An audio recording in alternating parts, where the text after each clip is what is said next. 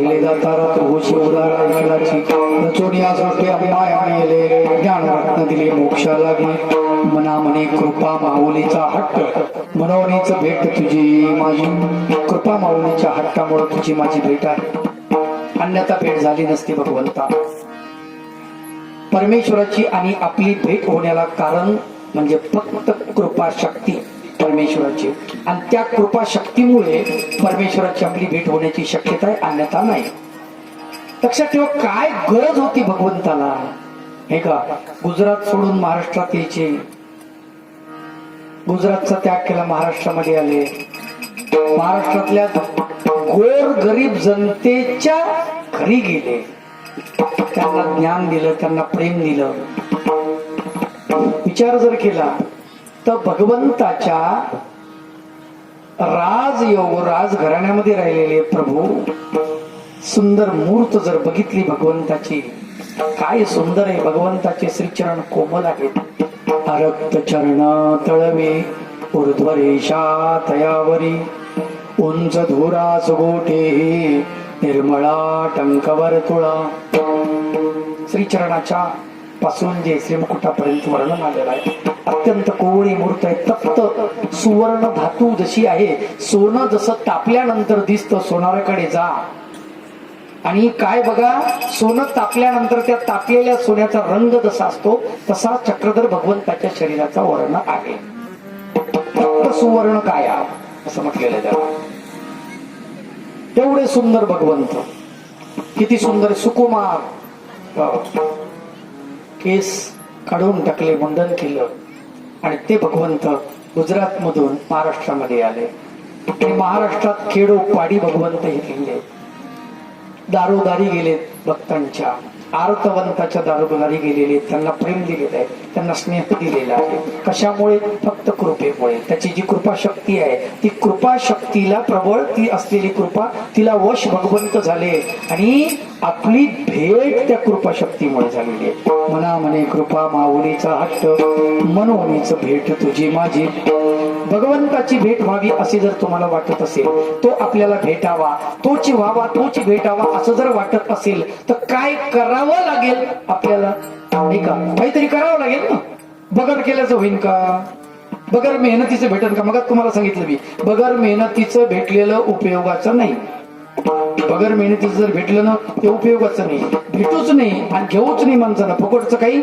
खाऊच नाही लक्षात आलं का पण आपल्याला फुकटची भलती सवय लागलेली आहे फुकट पाहिजे वाटते फुकटचं काही नको आपण काहीतरी द्यायला पाहिजे मग काय द्यायला पाहिजे तसं नामचिंतन करायला पाहिजे परमेश्वराचं आणि त्याचं नामचिंतन करून त्याला प्राप्त करून घ्यायला पाहिजे हो आलं का लक्षात कमीत कमी हेच द्यायला पाहिजे दुसरं काय द्यायचंय मी बऱ्याच प्रवचनात कीर्तनात सांगतो भगवंत एवढा नावाचा भुकेला आहे का बा नाही भगवंत इतका नावाचा भुकेला आहे का ज्या भगवंतानं मला सांगा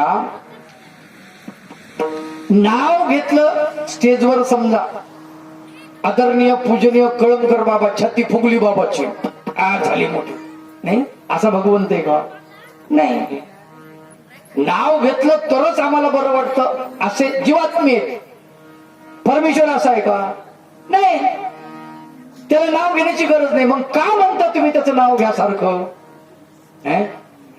हे एक मोठं गमत आहे पा लक्षात ठेवा याच्यातलं गमक लक्षात घ्या बरं त्याचं नाव घेतल्यानंतर एवढा खुश होतो का तो हो होतो साधी गोष्ट सांगतो प्रपंचामधली इथं माऊल्या बसल्या त्यांना त्याचा अनुभव आहे म्हणून सांगतो आमची माऊली आमची माता आमची भगिनी लग्न करून जेव्हा सासरी जाते तेव्हा तिथे गेल्यानंतर दरवाजामध्ये माप ओलांडल्या जातो आणि माप ओलांडताना तिथे तिची ननंदबाई तिला अडवते आणि तिला म्हणते वहिनी नाव घ्या आमच्या भावाच्या घरी आल्या तुम्ही आमच्या भावाचं नाव घ्या मग ती नाव घेते काहीतरी उखाण्यात अडकीत खलबत्त्यात काहीतरी असं म्हणते ती काहीतरी आणि मग त्या पतीचं नाव घेते आता हे गाड बांधून असतं ना शेजारी उभं हे असं बारीक कान टव करून ऐकतो काय म्हणते असं आता नाव घेतल्यानंतर याची छाती अशी फुगती तुम्हाला सांगतो आपलं नाव घेतलं आता खरं तर तरी एकदाच नाव घेतलेलं असते आयुष्यभरात कधी घेतलेलं असते एकदाच पुन्हा कधी नाही. हळदी कुंकवाला बाया आल्या संक्रांतीला तरच नाव घेणं, नाही तर नाही. पुन्हा नाही का तिने अशी गाठी हातामध्ये घेतली आणि असं सुरू केलं, शंभरराव पटेल, शंभरराव पटेल, शंभरराव पटेल, शंभरराव पटेल, शंभरराव पटेल असं म्हणतील ती मनगटी घेऊ. नाही असं तर काही म्हणत नाही बुवा. एकदाच घेते का नाही, एकदाच घेते तरी हा दादा आप्पा आयुष्यभर तिला टिकल्या पुरो, साड्या पुरो, फॅरन लवली, बोरोलिन, बोरो प्लस, विको टर्मरिक, बांगड्या काय काय नाही का. जे नाही ते, जे मागन ते, तिला बी, तिच्या बहिणीला बी, बहिणीच्या लेकराला बी. भले आईला नाही घेणार, तो भाग निराळा, तो जाऊ द्या, परंतु सगळं भरण पोषण करतो. कशामुळे? नाव घेतलं. आयुष्यभर ती छाती फुगून राहतो, महानाव घेतलं, महानाव घेतलं, महानाव घेतलं, महानाव घेतलं, नाही का. मग आता मला सांगा, तुम्ही हातामध्ये गाठी घेतलीये, अखंड भगवंताचं नामचिंतन करताय, त्यावेळेस त्याला नाही वाटणार का काही? अरे साधारण माणसाला जर वाटतं त्या नामाचा अभिमान, तर त्या भगवंताला वाटणार नाही का? थोडसा मरिथे नामाचे नासाठी डोंगर पापाचे,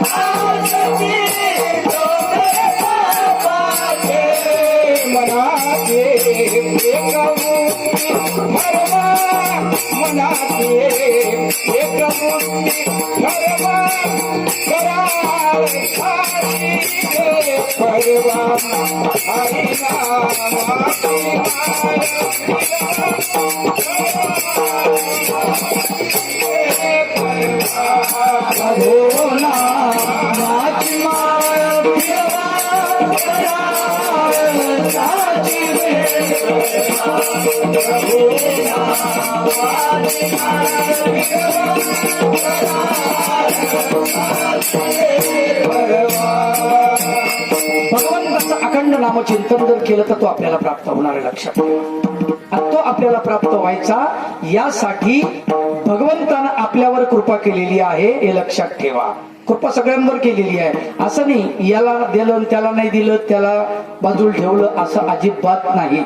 हो, भगवंताचा दरवाजा सगळ्यांसाठी उघडा आहे, आपल्याला उघडदार देवा म्हणायची गरज नाही. आलं का लक्षात? हो, कोणतं दार उघड त्याचं नाही, आपलं दार. खरं तर भगवंताला घरच नाही तर दार कुठून येणार आहे? नाही, भगवंताच्या भक्तालाच घर नाहीये. अनिकेत स्थिर मतीर,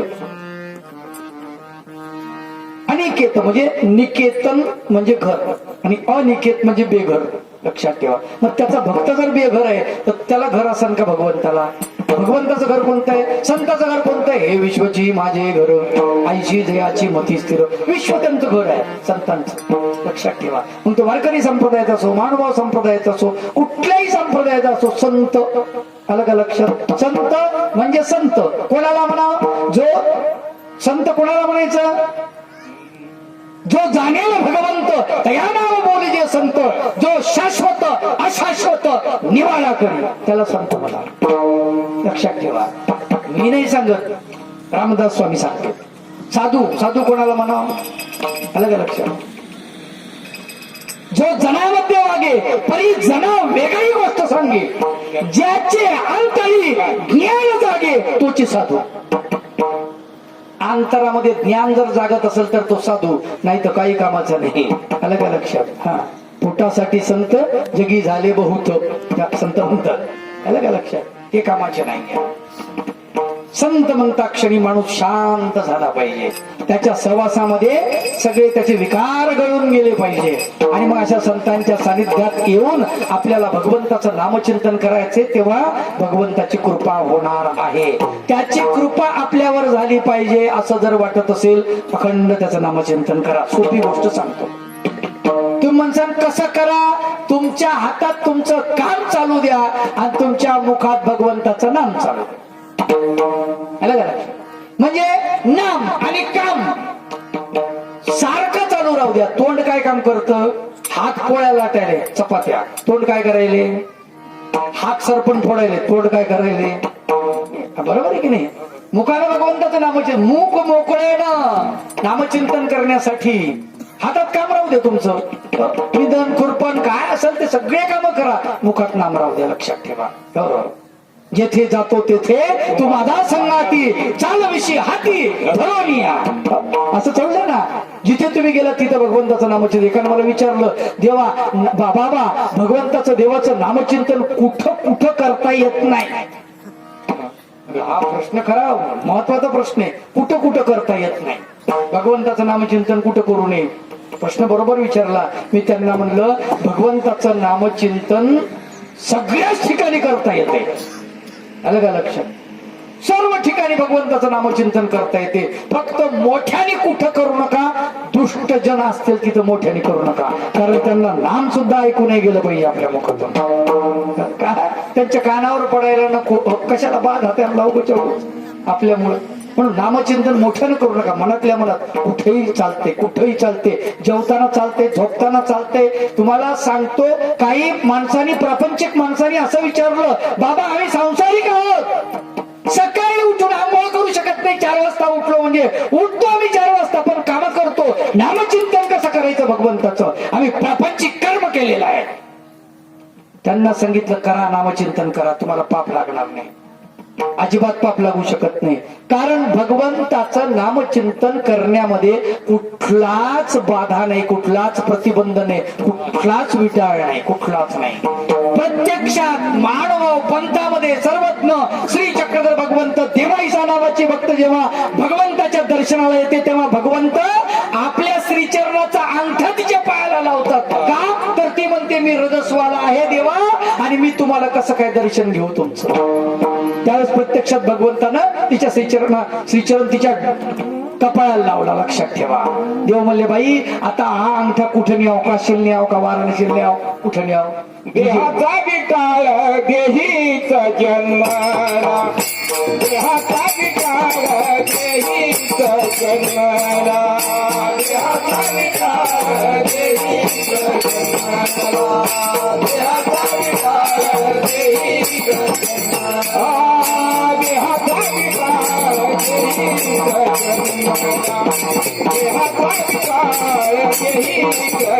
जन्माला, देहाचा विकार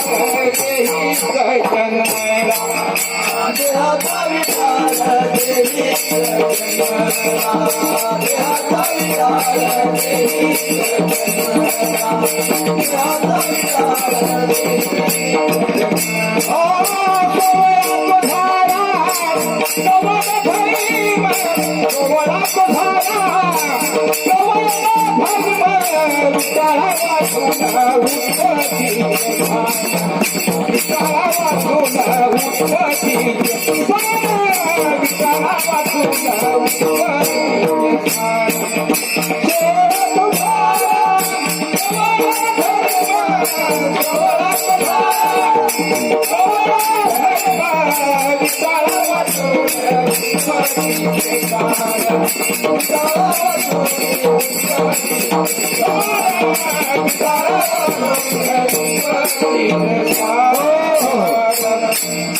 देह पूर्ण विटाळ आहे. लक्षात ठेवा. विटाळ सगळ्यालाच आहे. विटाळा वाचून भगवंताचा जन्म नाही.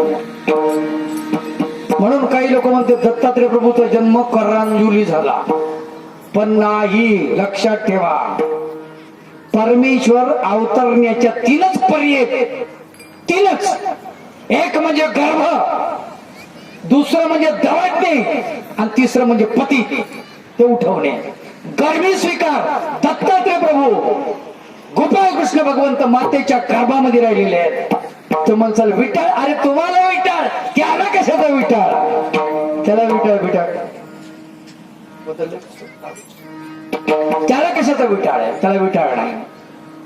चक्रपाणी भगवंत गर्भी स्वीकार, गोविंद प्रभू भगवंत दवड दबडण्यातील प्रकार. अगोदर तिथं जीव आहे दुसरा, त्याला तिथून सुखफळाला पाठवून दिलं, आपण तिथं घुसले.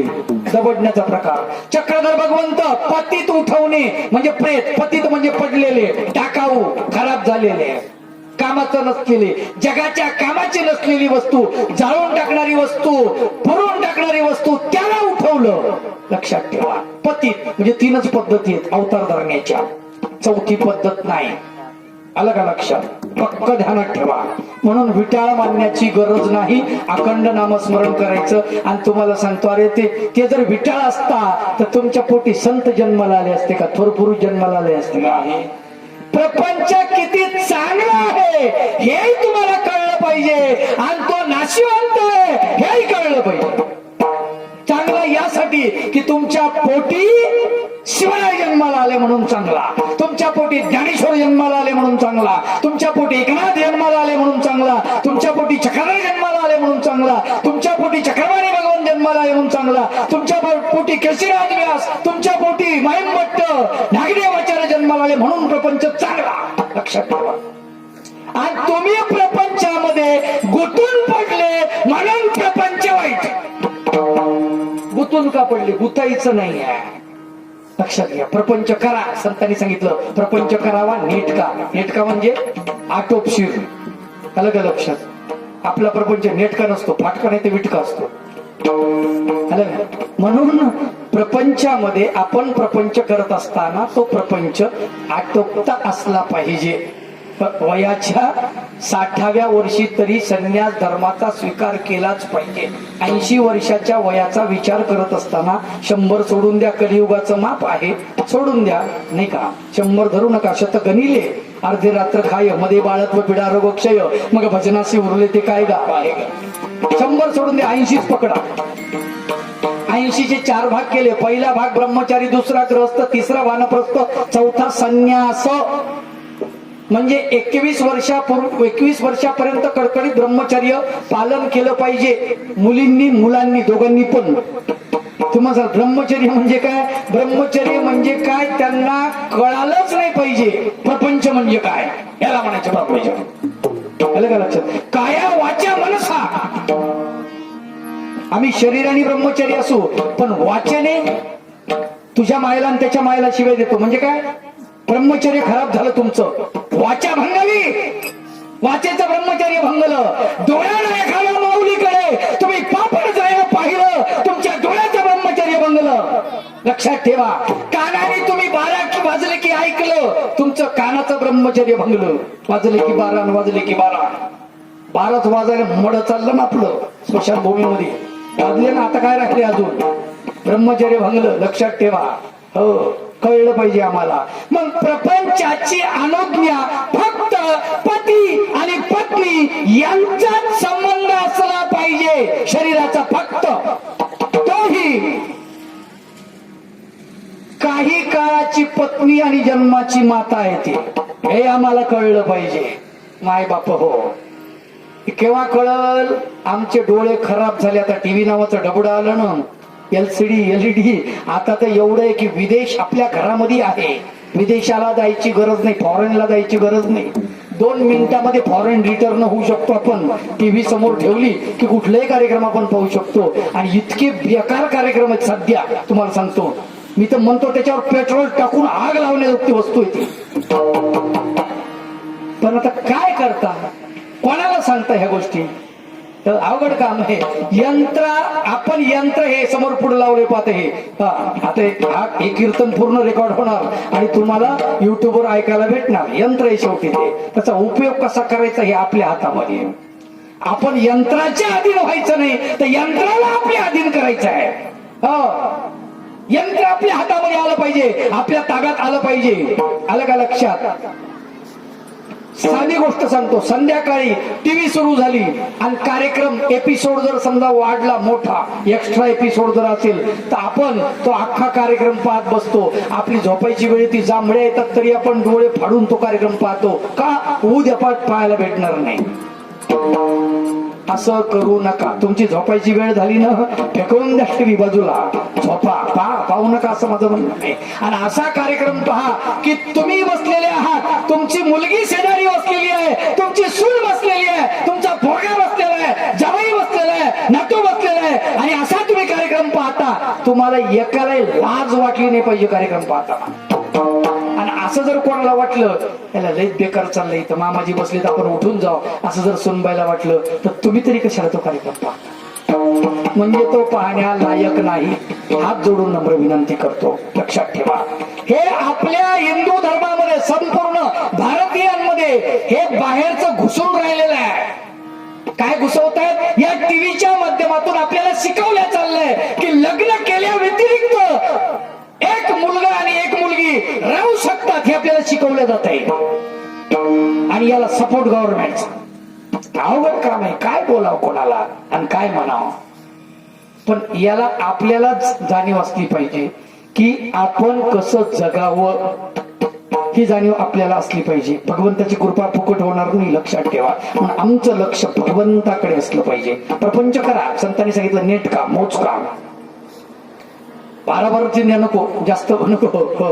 एकच पुत्र जरी असला तरी खूप झालं, शिवरायांसारखा खूप झाला. काय गरज आहे? मुर्गी के पूत घरी आगे पीछे ठाट, आणि चिल्ली लेगे बिल्ली लेगे हो गए बाटाबाट. काय उपयोग आहे? नाही का? नाव निघालं पाहिजे की नाही? आपल्या पुत्राचं नाव निघालं पाहिजे की नाही? वासुदेवम नवसंती, वसुदेवम नवै जना. वसुदेवाला कोण नमस्कार करणार आहे? वासुदेवालाच नमस्कार करतात की नाही? गुणा सर्वत्र पूज्यंते, पितृवंश निरर्थक. पितृवंश जो निरर्थक आहे तो लक्षात ठेवा. वासुदेवम नमस्यंती, वसुदेवम नवै जना. वासुदेवाला, कृष्णाला नमस्कार करतात लोक, वसुदेवाला नाही करत कोणी नमस्कार. का? गुण. ते गुण आमच्यामध्ये आले पाहिजे, सगळ्यात महत्वाची गोष्ट. आणि ते गुण आले म्हणजे परमेश्वर आपल्यावर कृपा करणार आहे. तो आपल्याकडे तो असा निढळावर हात ठेवून आपली वाट बघतोय. भगवंत वाट बघतोय. निढळाचा कर येऊ नये खाली, निढळाचा कर येऊ नये खाली, निढळाचा कर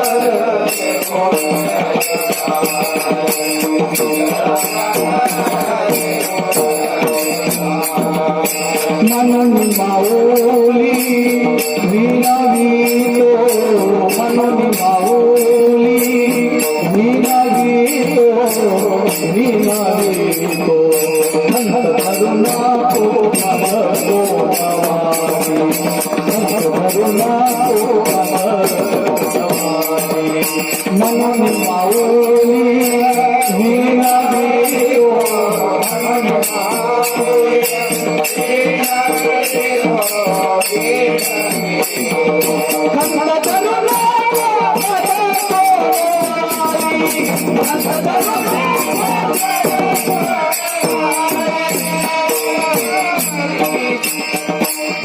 निढळाचा कर येऊ नये खाली, म्हणून माऊली विनवितो.